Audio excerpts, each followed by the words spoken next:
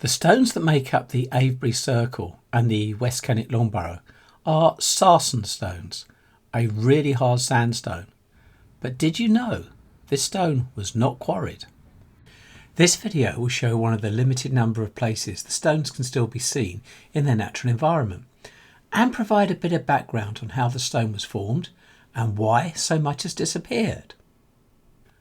The stones used to build Stonehenge travelled hundreds of miles to get there, but those used to build the world's largest stone circle, Avebury, actually came from fairly close by, and they were literally just laying on the ground.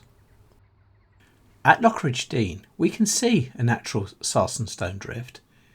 It is located here, and if visiting Avebury and curious, it's well worth a visit. It's owned by the National Trust and has been since 1908. This is a view using Google Earth where we can see the stones simply laying on the ground.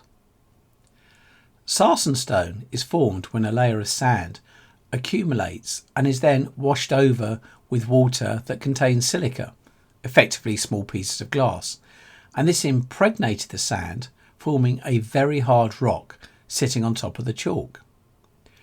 During the ice ages, these stones were then moved around and broken up by the ice, and then when the ice melted were effectively left on the landscape in drifts.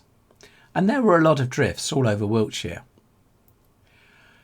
Another curiosity is often before the Sarsen rock fully hardened, roots would actually grow through it, and that is why there are often indentations and even holes in the stones. And when the stones were put up at Avebury and other circles, they were simply raised up. Now, the stones laying in the landscape didn't need to be quarried, but they still needed to be moved, and that was a colossal challenge. Research from the sand that makes up the stones at Avebury has shown that they came from at least 6 different locations. So although it might have been fairly nearby, it still would have been an amazing feat to move them to their current position. For a long time, domestic buildings were mainly built with a wooden frame and then an infill, often of mud and straw. But then stone started to be used more, and a great source of stone was the Sarsen drifts that were just laying on the ground. However, unfortunately, another great source was the stones in the stone circles. Techniques were developed to break the stones into smaller, more usable sizes by effectively simply heating them up with fire and then cracking them by pouring cold water on them.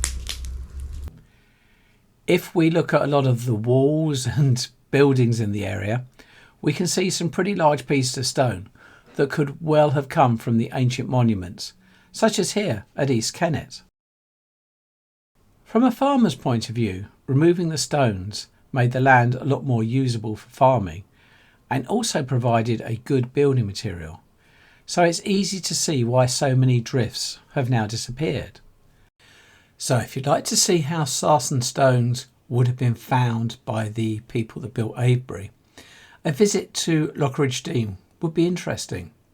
It's near Marlborough and Avebury Stone Circle itself.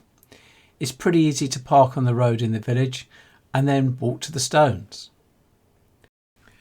As well as the stones, this is an area rich in wildlife, and it's great to walk around the stones laying on the ground to get a feel for this ancient landscape. I hope you've enjoyed this video. I'll be making more similar ones, so please like and subscribe. Thank you for watching Eclectic Experience, change seen through images.